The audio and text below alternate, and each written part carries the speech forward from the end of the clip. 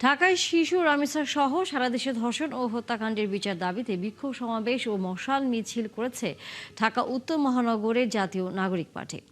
বৃহস্পতিবার রাত ৯টায় বাংলা মোটরে দলটির কেন্দ্রীয় কার্যালয়ের সামনে থেকে মশাল মিছিলটি বের হয়।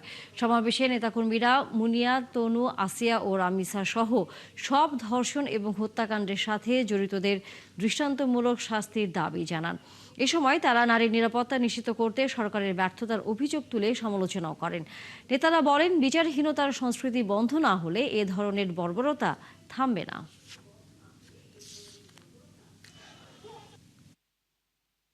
আমাদের বিচার ব্যবস্থার কোনো পরিবর্তন হয়নি। আমরা কেন বারে বারে এইভাবে করে দাঁড়াবো? আমরা কেন বারে বারে এইভাবে করে বিচার চাইবো? তাহলে আমাদের আইন বা বিচার ব্যবস্থা তাদের কি কাজ? এই বিচার যদি আমরা দ্রুত বিচার ট্রাইব্যুনাল আইনে যদি এই হত্যাকারীর ফাঁসি না দেখি, রাজপথে কিন্তু আমরা জুলাই অভ্যুত্থানে যা ঘটিয়েছিলাম সেই ঘটনা আবারও ঘটবে। আমি